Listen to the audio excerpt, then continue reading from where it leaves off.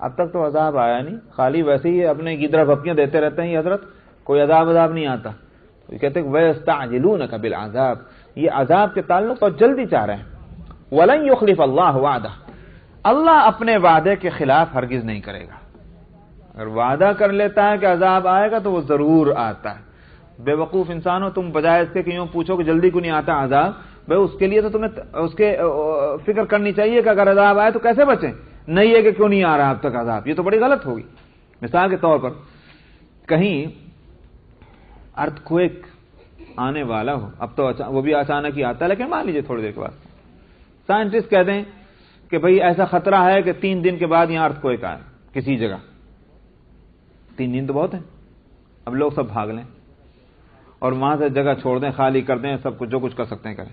3 دن کے بعد ارتھ کوئک نہ آئے, کہنے کہ بھائی کیوں نہیں آیا کیوں نہیں, تو بہت برا ہوا, ہم سارا سامان لے کے بھی آ گئے, بڑا برا ہوا کہ ارتھ کوئک نہ آئے. اے بندہ خدا کے, یہ تو تمہیں محض اس لیے کہ سامان لے کے نکل گئے تو اب ارتھ کوئک آنا چاہیے, سب خوش ہو گئے. یا اگر یوں کہنا چاہیے کہ اللہ کا شکر ہے کہ ارتھ کوئک بھی نہیں آیا اور جان بچ گئی, اور چلو اگرچہ ہم نے پہلے احتیاط کر لی تھی کہ ہم سامان نکال کے لے آئے. تو عذاب نہیں آیا یہ خوشی کی چیز نہیں ہے, بلکہ یہ کہ اس کے لیے تیاری کرنا چاہیے, چاہے وہ عذاب آئے کہ نہ آئے. جب ایک مخبر صادق ایک خبر دے رہا ہے تو اس پہ یہ نہیں سوچنا چاہیے کہ مخبر صادق جو ہے کل یہ جھوٹا ہو گیا ہوگا اس لیے کہ اب تک عذاب نہیں آئی ہے. اس اللہ تعالیٰ کے فرمانے کا منشا یہ ہے کہ یہ رسول نے کب کہا تھا کہ آج تم نماز نہیں پڑھو گے فوراً عذاب آ جائے گا, یہ تو رسول نے کبھی نہیں کہا. یوں کہا کہ عذاب آئے گا, نہ دن بتایا, نہ تاریخ بتلائی, نہ ٹائم بتلایا, تو کیسے کہتے ہو کہ عذاب نہیں آیا, تو لہذا یہ جھوٹے ہیں. وَلَن يُخْلِفَ اللَّهُ وَعْدَهُ, اللہ اپنے وعدے میں کے خلاف ہرگز نہیں کر دے گا.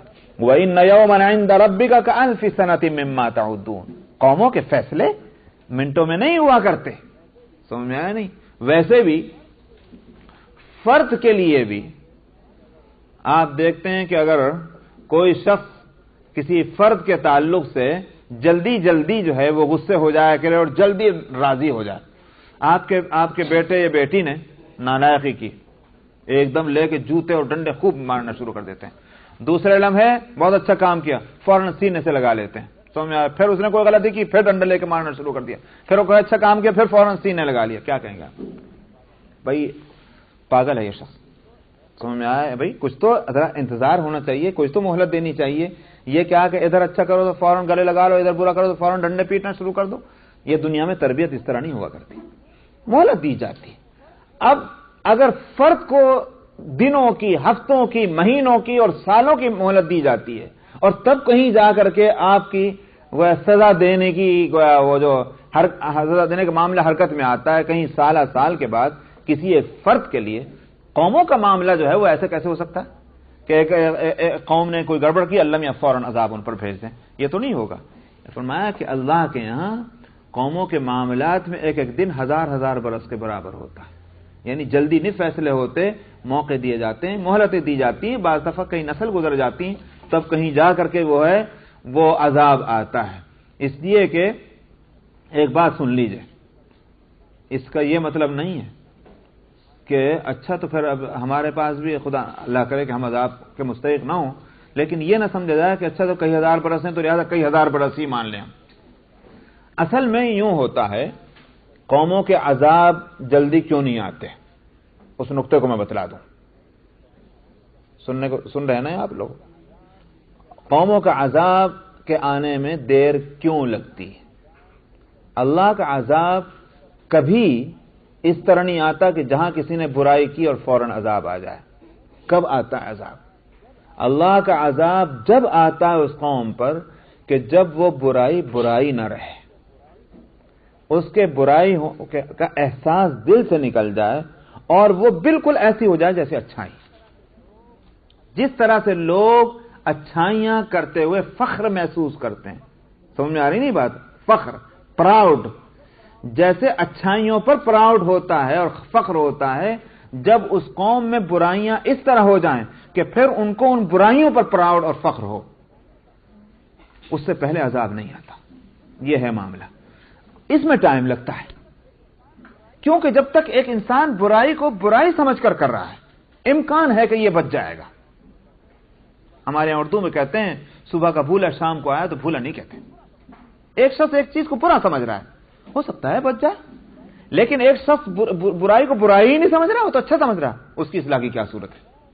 معلوم ہوا کہ جب قوم کی اصلاح کے سارے دروازے بند ہو جاتے ہیں اور اب روشنی کہیں سے نہیں آنی, سمجھ میں, تو اس کی مثال کیسی بن جاتی ہے؟ دیکھیے, اس کی مثال ایسی ہوتی ہے کہ بیماریاں دو طرح کی ہیں. ایک بیماری تو وہ ہے بیماری تکلیف دہی ہے, تکلیف بہت ہے, مگر بدن کے جس حصے میں تکلیف ہے اس میں حس موجود ہے. حس نہیں, سینس وہ موجود ہے. ڈاکٹر آخر وقت تک علاج کرتا رہے گا, اس کا کرے گا نا, انجیکشن دے گا, دوائیں دے گا, کچھ بھی کرے گا. وہ کہے گا ڈاکٹر صاحب ایسی تکلیف ہے اور میرا تو ہاتھ کاٹ دیجئے, مجھے تو اس سے اچھا ہے. نہیں کاٹے گا. اس میں جب تک سینس ہے, جب تک کہ حس ہے, نہیں کاٹا جائے گا چاہے کتنی بھی تکلیف. جس روز کسی بدن کے جس حصے کی حس ختم ہو جائے پھر ڈاکٹر کہے گا اب کاٹنا ضرور ہے. ڈاکٹر صاحب مت کاٹیے. نہیں بھائی, مجھے کاٹنا اس لیے کہ پھر دوسرا حصہ بھی مارا جاتا ہے کہ نہیں بات؟ یہ قوم جس میں سے وہ حس ختم ہو جائے کہ برائی اب برائی نہ رہی, اب وہ اچھائی میں تبدیل ہو گئی, معلوم ہوا کہ حس ماری گئی ہے, اب اس کا ختم ہونا ضروری ہے ورنہ تو پوری انسانیت جو ہے وہ برباد ہو جائے گی, یہ آگے بڑھتی جائے گی, تب وہ اللہ کا عذاب آتا ہے. اس لیے وہاں یہ نہیں کہ آج قوم نے برائی کی فوراً اللہ کا عذاب آ جائے. اس میں دن, مہینے, سال اور بلکہ سنچری جو ہیں اس کی بھی کوئی قیمت نہیں ہوتی. وہ ڈیپینڈ اس پہ نہیں کرتا کتنے دن گزریں, اس پر ڈیپینڈ کرتا ہے کہ وہ برائی جو ہے وہ کیا صورت اختیار کر چکی ہے. تو فرمایا کہ اور دن آپ کے رب کے پاس تمہارے اپنے حساب سے 1000 برس کے مطابق ہے. جو میں نے یہ لفظ کہا, جو میں نے تفسیر اب کی ہے نا, یہ 1000 برس, تو معلوم ہوا کہ یہ اس سے بتلانا کیا مقصود ہے؟ مقصود یہ ہے کہ جب تک کہ وہ حالات نہ پیدا ہو جائیں, وہ حالات ایک دن میں نہیں ہوتے, 1000 برس تک پہنچ سکتے ہیں, یہی مطلب نکلا نا. تب اب اس سے ایک قرآن شریف کے ایک اور مسئلے کو بھی سمجھنا آسان ہوتا ہے. یہاں کہا اللہ کے نزدیک دن جو ہے وہ کتنا بڑا ہوتا ہے؟ کالف سنہ, 1000 سال. سورہ معارج میں فرمایا 50,000 سنہ, 50,000 سال ایک دن. بتائیں, سمجھ میں نہیں یہ کیا ہو رہا ہے؟ کہیں تو 1000 سال بتا رہے ہیں, کہیں 50,000 سال بتا رہے ہیں.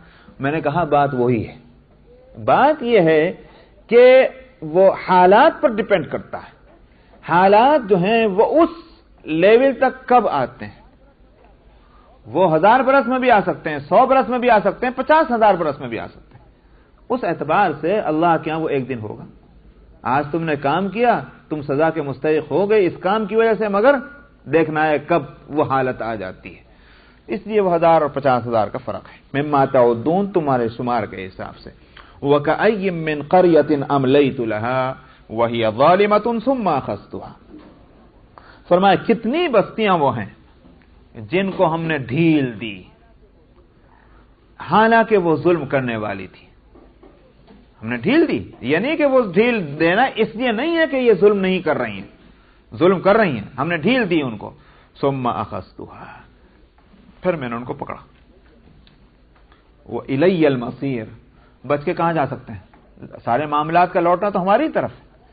تو اگر بچ بھی گئے, بتانا یہ ہے کہ اگر عذاب نہیں بھی آیا مثلا تو میں نے کہا صاحب ابھی تو 100 سال باقی ہیں, 1000 سال میں آ سکتا ہے, ٹھیک ہے ہماری جان تو بچی. نہیں, یہ مت سمجھنا. اس لیے کہ اگر دنیا کا عذاب آنے سے پہلے تم دنیا سے چل گئے تو بھی تمہاری طرف ہی آنا ہے سارے قصے, لوٹ کے تو یہی آنا ہے. عذاب کے بعد آؤ کہ عذاب سے پہلے آؤ, کیس تو سب کا یہی آنا ہے. وَإِلَيَّ الْمَصِيرُ, اور میری طرف سب کو سب سارے معاملات لوٹنے. ٹھیک ہے, جزاکم اللہ خیر.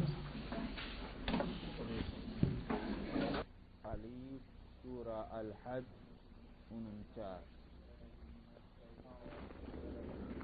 اعوذ باللہ من الشیطان الرجیم. الرحمن الرحیم. قل يا أيها الناس إنما أنا لكم نذير مبين. فالذين آمنوا وعملوا الصالحات لهم مغفرة ورزق كريم.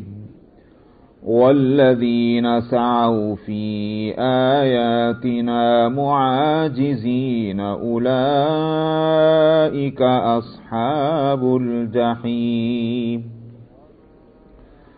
وما أرسلنا من قبلك من رسول ولا نبي إلا إذا تمنى ألقى الشيطان في أمنيته فينسخ الله ما يلقي الشيطان ثم يحكم الله آياته والله عليم حكيم. ليجعل ما يلقي الشيطان فتنة للذين في قلوبهم مرض والقاسية قلوبهم وإن الظالمين لفي شقاق بعيد.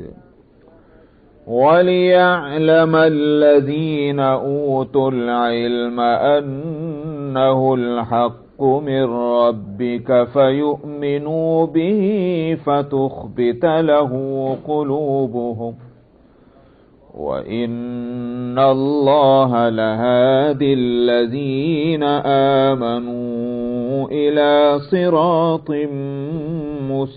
مستقيم. ولا يزال الذين كفروا في مرية منه حتى تأتيهم الساعة بغتة أو يأتيهم عذاب يوم عقيم. الملك يومئذ لله يحكم بينهم. فالذين آمنوا وعملوا الصالحات في جنات النعيم. والذين كفروا وكذبوا بآياتنا فأولئك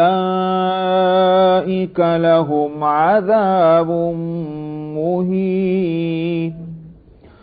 والذين هاجروا في سبيل الله ثم قتلوا أو ماتوا ليرزقنهم الله رزقا حسنا وإن الله لهو خير الرازقين.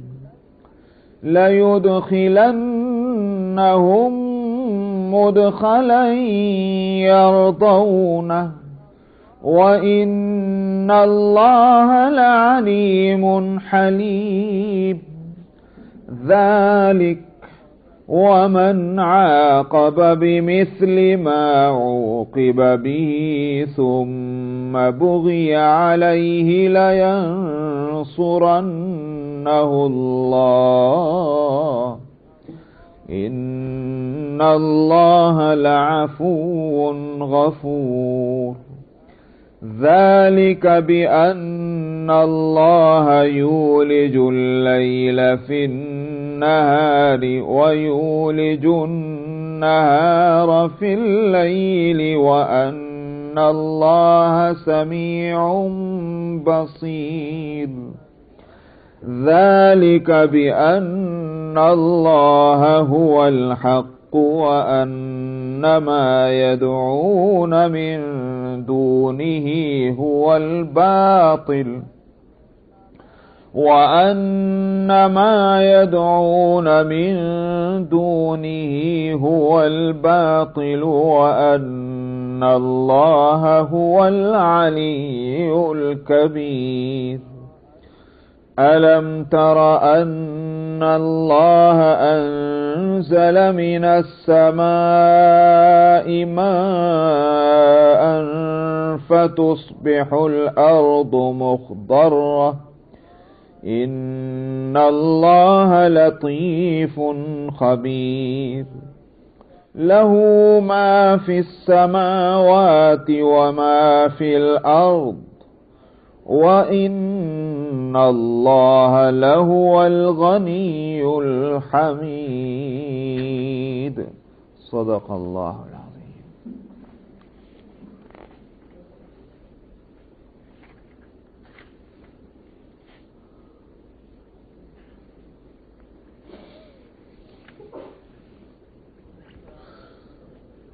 گزشتہ 2 آیتوں میں فرمایا تھا کہ یہ لوگ عذاب کے تعلق سے بہت جلدی مچا رہے ہیں کہ کیوں نہیں جاتا عذاب، کیوں نہیں جاتا عذاب۔ تو اس کے بارے میں ایک جواب تو وہیں دیا گیا تھا کہ وَلَن يُخْلِفَ اللَّهُ وَعْدَهُ، اللہ اپنے وعدے کے خلاف ہرگز نہیں کرتا۔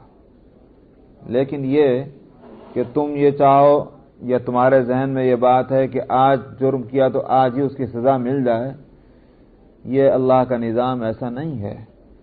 دنیا چل نہیں سکتی تھی اگر ایسا ہوتا۔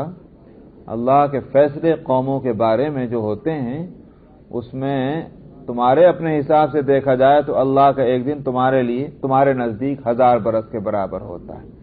تو قوموں کے فیصلے وہ اس طرح ہوتے ہیں، میں تفصیل بتلا چکا تھا گزشتہ ہفتے اس بارے میں۔ دوسرا جواب یہاں، اور باقی یہ کہ جہاں تک عذاب کے آنے کا تعلق ہے، اس تاخیر سے یہ سمجھنا کہ عذاب ہی نہیں آتا یہ غلط ہے، اس لیے کہ اس سے پہلے کی آیت میں فرمایا تھا کتنی بستیاں ہیں کہ جو ہلاک ہو چکی، ہم نے شروع میں ان کو مہلت دی تھی، ڈھیل دی تھی، لیکن اس کے بعد ہم نے پکڑا، تو کیا تمہارے لیے دیکھنے کے واسطے کافی نہیں ہے کہ اللہ کا عذاب دنیا میں بھی آتا ہے؟ یہ 2 جواب دیے گئے تھے۔ تیسرا جواب یہاں سے ایک اور دیا جا رہا ہے، اور وہ یہ کہ نبی جب یوں کہتے ہیں کہ عذاب آئے گا، تم کہتے ہو کہاں ہے وہ عذاب؟ اور جب عذاب نہیں آتا تو تم کہتے ہو کہ نبی جھوٹے ہیں۔ نبی جھوٹے کہاں سے ہو گئے؟ نعوذ باللہ من ذالک۔ نبی نے یہ کب کہا تھا کہ کل کو عذاب آ رہا ہے، پرسوں کو آ رہا ہے؟ نبی نے یہ کب کہا تھا کہ عذاب لانے کا اختیار مجھے ہے؟ دونوں باتیں اس نے نہیں کہی۔ نہ تو اس نے یہ کہا کہ میں ہوں عذاب لانے والا، نہ اس نے یہ کہا کہ کل کو عذاب آئے گا یا پرسوں کو، جو بھی کہی ہے ٹائم سیٹ کیا ہو اس نے۔ جب دونوں باتیں نہیں کہی ہیں تو نبی جھوٹے نہ ہوئے۔ نبی کیا ہے؟ نبی کے بارے میں تو یہ ہے کہ صرف وہ ایک ڈرانے والا ہے، اس نے برائیوں کے برے انجام سے ڈرایا ہے، یہی اس کی ذمہ داری ہے، اس سے زیادہ اور کچھ نہیں۔ تو اس لحاظ سے نبی اپنا کام کر رہے ہیں۔ قل یا ایھا الناس، آپ کہہ دیجئے اے لوگو، میں تو بس کھلے طور پر ایک ڈرانے والا ہوں، اس سے زیادہ اور کوئی میری ذمہ داری نہیں، سو وہ میں کام کر رہا ہوں۔ تو جہاں ایک طرف تو یہ کہ عذاب نبی کا جھوٹا ہونا ثابت نہیں ہوتا، نمبر 1، اور نمبر 2 یہ بھی ہے کہ آگے تمہاری خود اپنی ذمہ داری ہے۔ نبی کا کام یہ نہیں کہ گردن پکڑ پکڑ کر ہدایت کی طرف لے کر آئے، نبی کا کام بتلا دینا ہے، اچھائی کرو گے تو یہ انجام ہوگا، برائی کرو گے تو یہ انجام ہوگا، باقی تمہارا اختیار ہے، تم کون سا راستہ اپنے لیے پسند کرتے ہو۔ نبی کی ذمہ داری اس سے زیادہ اور کچھ نہیں۔ اللہ تعالیٰ قیامت میں نبی سے یوں نہ پوچھیں گے تمہاری بات کو اتنے لوگوں نے کیوں مانا اور کیوں نہ مانا۔ نبی سے اگر پوچھا جائے گا تو پوچھا جائے گا تم نے دین میرا پہنچا دیا تھا کہ نہیں پہنچا دیا تھا، لوگوں کو ان کے انجام سے مطلع کر دیا تھا کہ نہیں کر دیا تھا۔ اگر یہ بات ثابت ہو گئی ہاں کیا جا چکا، نبی بری ہو جاتے ہیں۔ تو دونوں باتیں اس ایک آیت سے۔ آپ کہہ دیجئے لوگوں کہ میں تو بس تمہیں کھلے طور پر ڈرانے والا ہوں، سو جو لوگ ایمان لے آئے اور نیک عمل کیا ان کے لیے مغفرت بھی ہے اور باعزت روزی بھی ہے۔ باعزت روزی یا تو یوں کہیے مغفرت تو متعین طور پر آخرت سے متعلق ہے، گناہوں کی بخشش کہاں ہوگی؟ آخرت میں، اس کا اثر وہیں ظاہر ہوگا۔ رہ گیا رزق کریم، اس کے لیے کوئی متعین نہیں ہے کہاں، یہ بھی ہو سکتا ہے دنیا میں۔ تو رزق کریم دنیا میں دینے کے معنی کیا ہو گئے؟ یعنی وہ رزق کہ جس میں برکت ہے، جس میں خیر ہے، اور جس روزی کے یہ نتائج اور اثرات نکلتے ہیں کہ انسان نیکیوں کی طرف مائل ہوتا. سمجھا نہیں بات؟ یہ روزی کی برکات ہے. روزی کھانا، انسان جو کچھ بھی کھاتا ہے اس کے دو نتیجے نکلنے ضروری ہیں. کوئی نہ کوئی نتیجہ تو نکلنا ہے. کھانا کھائے تو آدمی میں طاقت آتی، قوت آتی. یہ تو یوں کہیے کہ ایک سائنٹیفک اس کا رزلٹ ہے. کیا؟ کھانا کھائے تو بدن میں جان آئے گی. یہ تو سائنٹیفک رزلٹ ہے. لیکن شرعی طور پر اس کے دو نتیجے نکلنے. یا تو یہ کہ یہ غذا جو ہے اس کو برائیوں پر آمادہ کر رہی ہے، اور یہ غذا اچھائیوں پر آمادہ کر رہی ہے. اگر برائیوں کی طرف لے جا رہی ہے وہ غذا، سمجھا جائے گا غذا کا مزاج خراب ہے. کہیں نہ کہیں حرام جز اس میں شامل ہے. وہ حرام جز اس کو برائیوں پر آمادہ کر رہا ہے. قوت شہوانیہ بڑھتی ہے، گناہوں کے خیالات اور جو ہے شوق اور ذوق گناہ کا وہ پیدا ہوتا ہے. یہ ساری چیزیں غذا کی خرابیوں کا نتیجہ، خراب غذا کا نتائج. اور اچھی غذا ہے، پاک صاف، تو وہ کھائے گا، روحانیت بڑھے گی، نورانیت بڑھے گی، نیکیوں کا شوق پیدا ہوگا، اس کھانے کا روزی ملے گی اللہ سبحانہ و تعالی کی طرف سے. اور یا پھر آخرت میں، کہ آخرت میں اللہ سبحانہ و تعالی گناہوں کو تو بخش دیں گے اور اچھائیوں کے بدلے میں باعزت روزی عطا فرمائیں گے. یہ دو چیزیں ہوں گی. دنیا میں انسان نے دو ہی تو کام کیے نا، ہر انسان نے. اچھائیاں بھی کی، برائیاں بھی کی. اگر برائیاں غالب ہیں چلو جہنم میں، اچھائیاں غالب ہیں چلو جنت میں. مگر برائیاں ہیں تو صحیح، اس کے لیے مغفرت کا معاملہ ہوگا. تو مغفرت تو ہو جائے گی سیئات کے لیے، اور جو حسنات ہیں ان کے بدلے میں رزق کریم ملے گا. کریم کے معنی یہ ہو گئے بغیر محنت کے، بغیر کسی کے احسان مندی کے، اور عزت کے ساتھ. یہ اس کو جو جنت میں نعمتیں ملیں گی، اس کے لیے رزق کریم کا لفظ ہے. والذین سعوا فی آیاتنا معاجزین اولئک اصحاب الجحیم. اور جن لوگوں نے ہماری آیتوں میں عاجز کرنے کے واسطے کوششیں کی ہیں. کیا مطلب عاجز کرنے کے واسطے؟ یعنی حق والے نیچے جھک جائیں اور باطل والے اوپر آ جائیں. جو اس طرح کی کوششوں میں لگے ہوئے ہیں ہماری آیتوں کے تعلق سے، فرمایا یہی جہنم والے ہیں. تو معلوم ہوا کہ ایک تو خود صاحب حق نہ ہونا برا ہے، اور اہل حق کے راستے میں رکاوٹیں پیدا کرنا یہ اور برا ہے. تو جو لوگ ایسی کوششیں کرتے رہتے ہیں کہ حق والوں کے راستے میں رکاوٹیں پیدا ہوں، شکوک اور شبہات پیدا ہوں، فرمایا کہ یہ وہ لوگ ہیں کہ جو جہنم والے ہیں. آگے وما ارسلنا من قبلک من رسول ولا نبی. فرمایا ہم نے آپ سے پہلے کوئی رسول اور کوئی نبی ایسا نہیں بھیجا شیطان نے اس کی تمناؤں میں کوئی خلل نہ ڈال دیا ہو. پھر سے پڑھ لیجیے ترجمہ اس کا کیجیے. ہم نے آپ سے پہلے کوئی رسول اور کوئی نبی ایسا نہیں بھیجا کہ جس کی آرزوؤں میں شیطان نے خلل نہ ڈال دیا ہو. فَيَنْسَخُ اللَّهُ مَا يُلْقِي الشَّيْطَانُ. اللہ تعالی شیطان کی ڈالی ہوئی چیز کو نیست و نابود کر دیتا ہے، ختم کر دیتا ہے، مٹا دیتا ہے. ثُمَّ يُحْكِمُ اللَّهُ آیَاتِهِ. پھر اللہ اپنی آیتوں کو مضبوط کر دیتا ہے، جما دیتا ہے. اللہ علم والے ہیں، حکمت والے ہیں. یہ کیا چیز ہوئی؟ پہلے تو ایک واقعہ سن لیجئے، اور اس کے بعد اس آیت کے تعلق سے جو بہت ہی مطلب یہ کہ ہمہ-ہمی ہے وہ بھی میں سناؤں گا. اور خاص طور پر یورپ کے لوگوں کو تو یہ آیت بہت ہی ہاتھ آئی اور ان کو بہت مزہ آیا اس میں. اور ان کے ہی جو ہے کتابوں سے سراغ لگا تو آپ کے سلمان رشدی صاحب بھی میدان میں کود پڑے، اور انہوں نے بھی اپنی کتاب میں اسی آیت کے سے متعلق جو چیزیں آ رہی ہیں روایتوں میں، وہی ان کے لیے گویا وہ بنیاد بنی ہے. پہلے واقعہ سن لیجئے کیا ہوا تھا واقعہ جس کو لوگوں نے یہ سمجھیے کہ بیس بنایا. واقعہ یہ تھا کہ سورہ نجم ان دنوں میں نازل ہوئی کہ جب مکے کے کچھ مسلمان پریشان ہو کر نبی کریم صلی اللہ علیہ وسلم کی اجازت سے حبشہ ہجرت کیے ہوئے تھے، ایتھوپیا، وہ وہاں تھے۔ سورہ نجم نازل ہو چکی تھی، آپ نے اس سورت کی تلاوت فرمائی ایسے ایک مجمع میں کہ جہاں مسلمان بھی تھے اور غیر مسلم بھی تھے۔ سمجھ میں آئی نہیں بات؟ یہ ہوئی سورت۔ سورہ نجم کے آخر میں سجدہ ہے، آیت سجدہ ہے، آخری آیت۔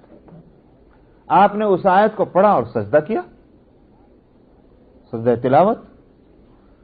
مسلمانوں کو بھی کرنا ہی تھا، انہوں نے بھی سجدہ کیا۔ وہ غالباً یہ پہلا موقع ہے کہ کسی ایسے مجمع میں کہ جس میں مسلمان بھی ہیں اور غیر مسلم بھی ہیں کہ پوری سورت تلاوت کی گئی، ورنہ یہ تھا کہ ایک آدھی آیت پڑھ لی گئی ہو گیا، لیکن پوری سورت جو ہے قرآن حکیم کی کوئی بھی سورت ہو اس میں پورا ایک مضمون ہے۔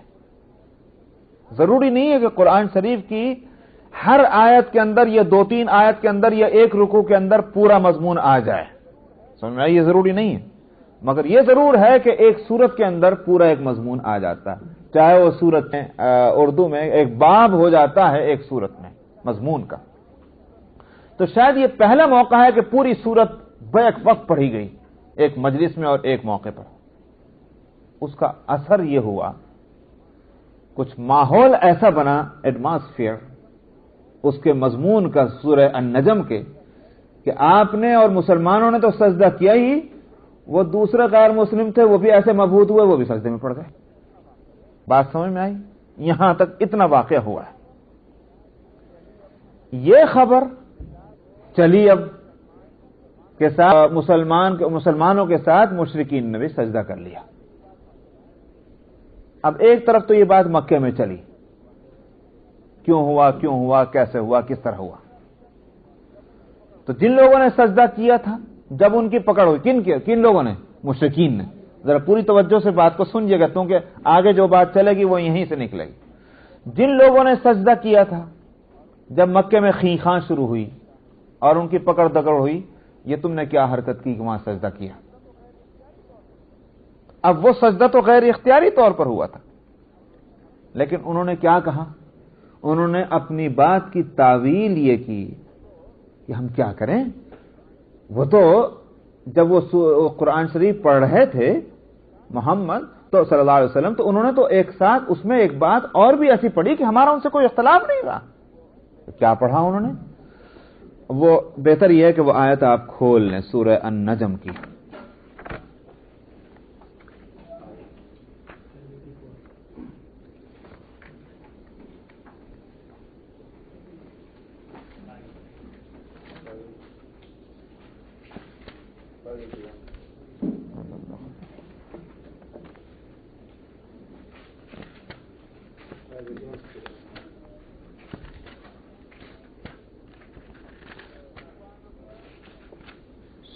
صفحہ نمبر 581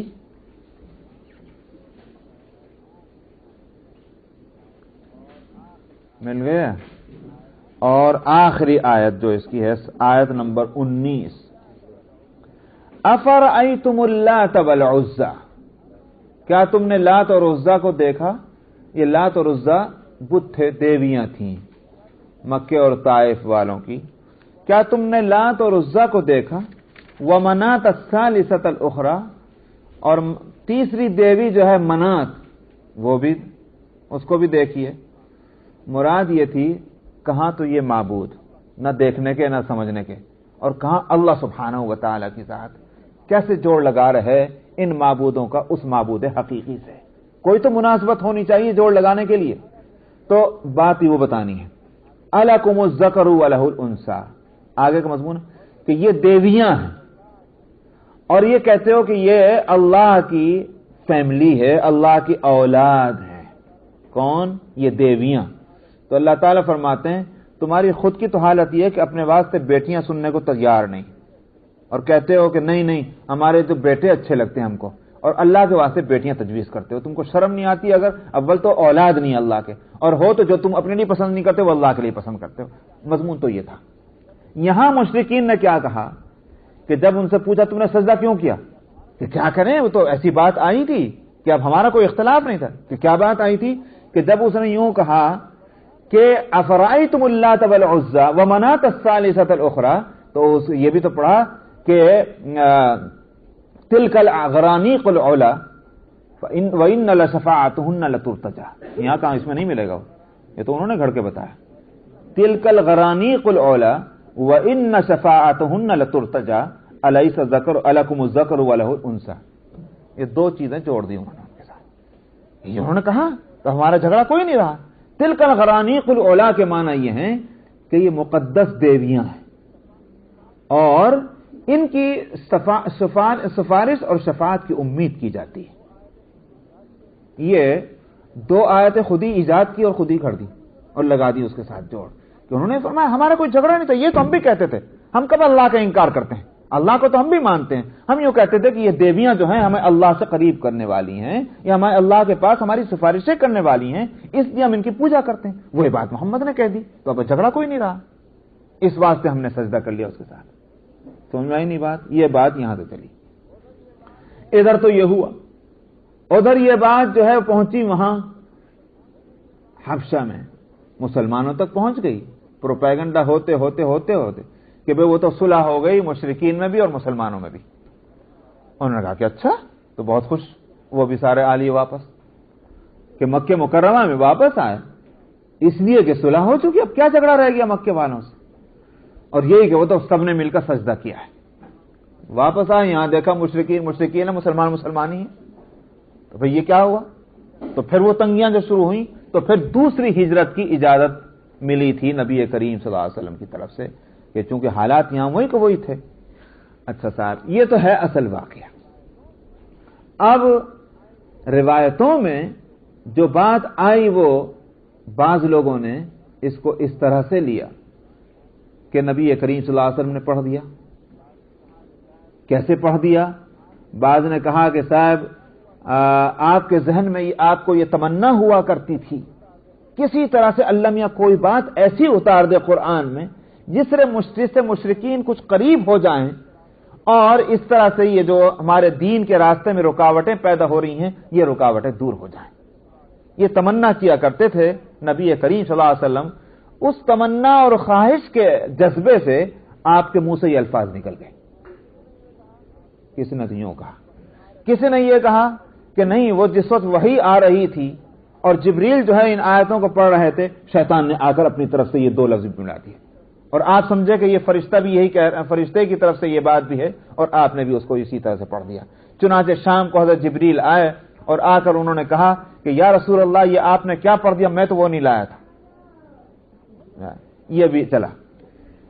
اصل یہ ہے کہ بات صرف اتنی ہے جتنے میں نے کہا جو واقعہ ہوا کر کے مشرکین سے جو روایتیں چلیں وہ مشرکین کی روایتوں میں بیچ میں یہ بات نکل گئی کہ یہ مشرکین یہ کہہ رہے تھے، مشرکین یہ کہہ رہے تھے. روایتوں سے وہ بات نکل گئی. اب یہ کہ یہ واقعہ ہوا، یہ واقعہ ہوا، یہ واقعہ ہوا، سمجھائی نہیں پاتی. یہ اس طرح سے ہوا ہے. تو جہاں تک محققین کا تعلق ہے انہوں نے جب اس کی چھان پچھوڑ کی تو دھڑلے کے ساتھ انہوں نے کہہ دیا کہ روایت بالکل غلط. جن میں حافظ ابن کثیر ہیں، صاحب روح المعانی ہیں اور اسی طرح سے اور بھی متقدمین میں دوسرے حضرات ہیں. بالکل غلط ہے، ان روایتوں کو ہم نہیں مانتے. بعض دوسرے حضرات نے جو اس میں تفسیر ابن جریر والے ہیں طبری اور اسی طرح سے کیا نام ہے حافظ ابن حجر ہیں محدثین میں بخاری کی شرح کرنے والے، انہوں نے کہا کہ بھئی روایتیں سند کے اعتبار سے بڑی مضبوط ہیں تو ایک دم ان کو کیسے وہ کر دیا جائے، کچھ ہوا ہوگا، کیا ہوا ہوگا ہم کو معلوم نہیں. یہ ہے وہ کنٹروورشل مسئلہ. اب اس کو حالانکہ روایتیں مختلف چلی آ رہی ہیں، میں نے کہا کہ راوی جو ہیں وہ اپنا خیال ظاہر کر رہے ہیں. یہ ہوا تو کیسے ہوا، نبی کریم صلی اللہ علیہ وسلم نے پڑھا تو کیسے پڑھا. بعض نے کہا کہ آپ کا وہ جذبہ تھا اس لیے پڑھ دیا، بعض نے کہا کہ شیطان نے اس میں ملا دیا، شامل کر دیا، غرض ہے کہ مختلف خیالات آئیں. سوال یہ کہ جب خیالات مختلف ہیں تو پھر اب قابل اعتبار نہ رہی، موٹی سی بات ہے۔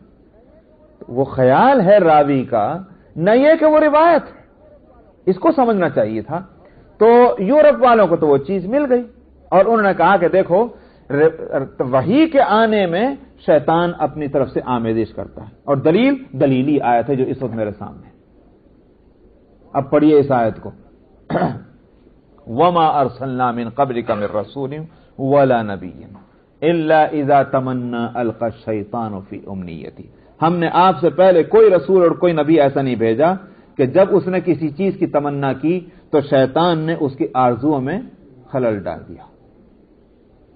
اس آیت کو اس کے ساتھ جوڑا ہے۔ پہلے تم وہیں سمجھ لیجئے، ابھی آپ نے اس پیج کو ہٹا دیا، پہلے تم وہیں چلیے، پھر میں اس کا جواب یہاں لاؤں گا۔ اس آیت کو وہاں، اور میں سمجھتا ہوں کہ اس سلسلے میں بعض مفسرین نے تو بڑا ہی اچھا کلام کیا ہے جنہوں نے رد کیا اس کا سورہ نجم میں۔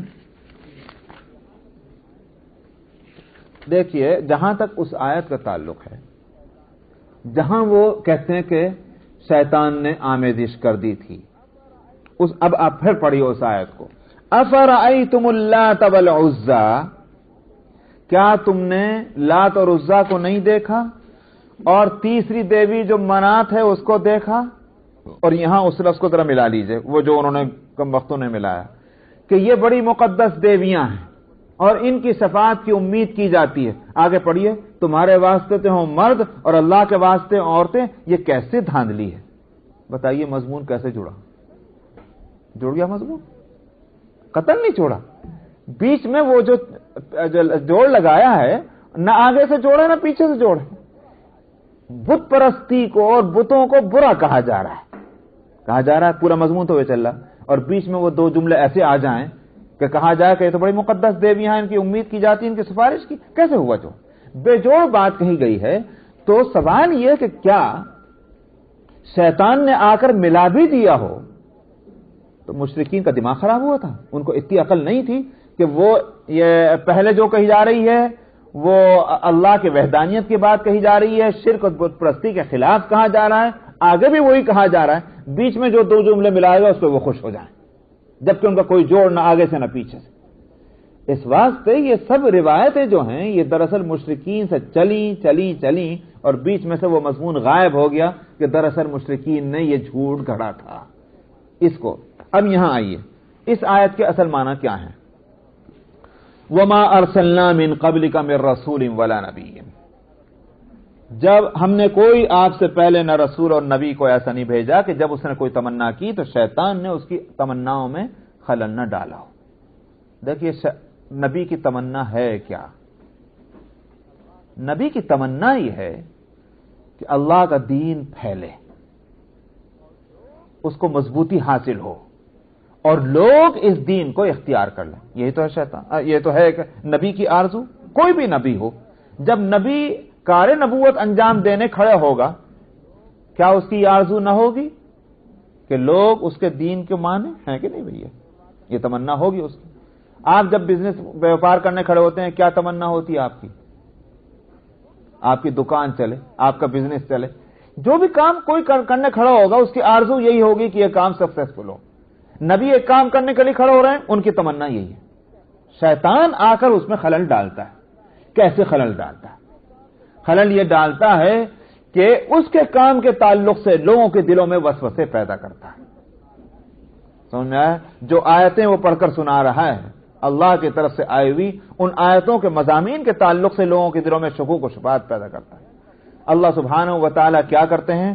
فَيَنْسَخُ اللَّهُ مَا يُلْقِي الشَّيْطَانُ ثُمَّ يُحْكِمُ اللَّهُ آيَاتِهِ، اللہ سبحانہ و تعالیٰ دوسری آیتیں اتار کر کے جن آیتوں کے تعلق سے شیطان نے لوگوں کے دلوں میں وسوسے ڈالنے کی کوشش کی تھی، دوسری آیتیں آ کر اس مضمون کو اور زیادہ صاف کر دیتی، واضح کر دیتی۔ نتیجہ اس کا یہ ہے کہ شیطان کے ڈالے ہوئے وسوسے لوگوں کے دلوں سے نکل جاتے ہیں، اور دوسری آیتیں آ کر کے ان مضامین کو اور زیادہ واضح کر دیتی ہیں۔ یہ ہے اصل مضمون۔ اچھا صاحب، آگے پیچھے سے جوڑ کیا ہے اس کا؟ بیچ میں آیت کیوں آئی ہے؟ یہ جوڑ اس کا جو ہے وہ وہی ہے۔ آپ اوپر سے چلیں، مضمون جو ہے وہ کنٹینیو چل رہا ہے۔ اگر وہ مضمون ہو جو کہا گیا ہے کون سا؟ وہ جو سورہ نجم والا، اگر وہ ہو تو آگے سے اور پیچھے سے کوئی جوڑ اس کا نہیں ہے، لیکن جو مضمون میں بتلا رہا ہوں اگر یہ رکھا جائے تو آگے اور پیچھے سے جوڑ ہے۔ مضمون کیا چل رہا ہے پیچھے سے؟ وَيَسْتَعْجِلُونَكَ بِالْعَذَابِ سے چلیے کہ مضمون ہے چل رہا ہے مشرکین اور مخالفین جو ہیں وہ نبی کی نبوت میں مختلف قسم کے شکوک اور شبہات پیدا کرتے ہیں۔ مثلا عذاب کے لیے جب کہا جاتا ہے کہ عذاب آئے گا، کہتے ہیں اب تک تو عذاب آیا ہی نہیں، لہذا تم جھوٹے۔ بات یہاں سے چل رہی نہیں چل رہی ہے؟ اس کا جواب یہاں سے دیا گیا تھا کہ نبی نے یہ کب کہا تھا کہ کل کو یا پرسوں کو عذاب آئے گا؟ نبی نے یہ کب کہا تھا کہ میں عذاب لے کر آؤں گا؟ اور اگر عذاب میں تمہیں شک اور شبہ ہے جا کر دیکھ لو بستیاں کتنی الٹی پڑی ہوئی ہیں۔ یہ جواب دیے گئے تھے۔ نبی تو صرف ڈرانے کے واسطے دنیا میں بھیجے جاتے ہیں اور اس سے زیادہ اور کچھ نہیں، اور نبی اپنا کام کر رہے ہیں۔ اب آگے تمہارا اختیار ہے، ایمان لانا چاہتے ہو، عمل صالح کرنا چاہتے ہو تو مغفرت ہوگی اور رزق کریم ہوگا، اور اگر نہیں کرنا چاہتے تو جہنم والے ہوں گے۔ کچھ لوگ جو ہیں وہ قرآن پاک کی آیتوں کو تعلق سے شکوک اور شبہات پیدا کرنے کی کوشش کرتے ہیں، جو شیطان کے زیر اثر جو لوگ ہیں۔ لیکن اللہ سبحانہ و تعالیٰ کا عمل ہمیشہ کا یہ ہے کہ جن آیتوں میں شکوک اور شبہات پیدا کیے جاتے ہیں، اللہ تعالیٰ اس شکوک شبہات کو دور کر دیتے ہیں جو شیطان کی طرف سے، اور اپنی مزید آیتیں اتار کر کے اس راہ حق کو اور زیادہ واضح کر دیتے ہیں۔ سمجھ میں آیا نہیں؟ بتائیے کنٹینیو ہوا کہ نہیں ہوا؟ مضمون ہو گیا نہیں ہو گیا؟ یہ ہے صورت، سیدھی سیدھی بات چل رہی ہے، لیکن اس کو بعض دوسری روایتوں کی وجہ سے قرآن کی آیتوں کو بے جوڑ کیا جا رہا ہے، اور اس طرح سے دین کے تعلق سے شکوک اور شبہات گویا ڈالے جا رہے ہیں۔ آگے پھر چلیے، لیجعل ثم یحکم اللہ آیاتہ واللہ علیم حکیم۔ اللہ سبحانہ و تعالی علم والے ہیں، حکمت والے ہیں۔ کیا مطلب؟ یعنی اللہ سے یہ باتیں جو ہیں وہ پردے میں نہیں، اللہ کو علم ہے جو کچھ دنیا میں ہو رہا ہے، جو شیطان اور شیطان کے پرستار جو حرکتیں کر رہے ہیں اللہ اس سے باخبر ہیں۔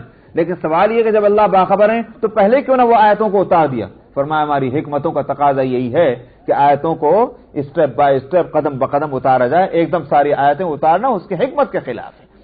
لِيَجْعَلَ مَا يُلْقِي الشَّيْطَانُ فِتْنَةً لِّلَّذِينَ فِي قُلُوبِهِم مَّرَضٌ وَالْقَاسِيَةِ قُلُوبُهُمْ۔ حکمتیں کیا ہیں؟ حکیم فرمایا کیوں نہیں ایک دم ساری آیتوں کو اتار دیا گیا؟ فرمایا حکمت کا تقاضا یہ کیا ہے حکمت؟ فرمایا تاکہ جو شیطان نے القا کیا ہے اس کو ان لوگوں کے واسطے سامان فتنہ بنا دے جن کے دلوں میں مرض ہے۔ اللہ تعالیٰ نے دو سلسلے رکھے ہیں دنیا میں، ایک شر کا راستہ ہے، دو سلسلہ ہے، ایک خیر کا سلسلہ ہے۔ دونوں سلسلے اللہ نے تو رکھے ہیں تاکہ جس کی طبیعت جدھر کو چلے ادھر کو لے کے چلے اپنے آپ کو آزادی کے ساتھ۔ اللہ نے پابندی نہیں رکھی، تم ادھر چلنا چاہتے ہو، تمہاری طبیعت ادھر جانے کو چاہ رہی، چلو ہم تمہارے لیے راستہ کھول دیتے ہیں۔ تمہاری طبیعت ادھر چلنا چاہتی، تمہارے لیے راستہ ادھر کا کھول دیا جاتا ہے۔ اللہ کی طرف سے ہے یہ انتظام۔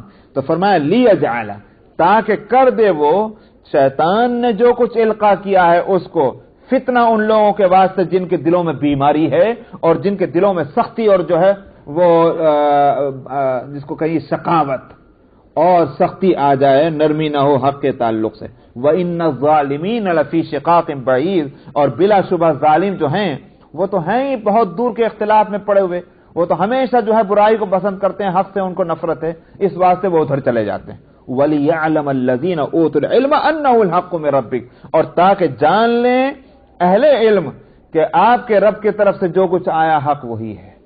تو اہل حق کا حق واضح ہو جائے اور اہل باطل کا باطل جو ہے وہ کلیئر ہو جائے، اس واسطے اللہ سبحانہ و تعالی نے یہ آیتوں کو اس طرح سے رکھا ہے، گنجائش دی ہے دونوں کے واسطے، یہ اللہ کی حکمت ہے۔ تو فَيُؤْمِنُوا بِهِ فَتُخْبِتَ لَهُ قُلُوبُهُمْ، پھر وہ اس طرح سے ان کا ایمان اور زیادہ مضبوط ہو جاتا ہے اللہ کی آیتوں پر اہل حق کا، اور فَتُخْبِتَ لَهُ قُلُوبُهُمْ، اور ان کے دلوں میں اور بھی زیادہ جھکاؤ پیدا ہو جاتا ہے اللہ کی آیتوں کے تعلق سے۔ وَإِنَّ اللَّهَ لَهَادِ الَّذِينَ آمَنُوا إِلَى صِرَاطٍ مُسْتَقِيمٍ، اور بلا شبہ اللہ تو رہنمائی فرمانے والے ہیں ایمان والوں کی صراط مستقیم کی طرف۔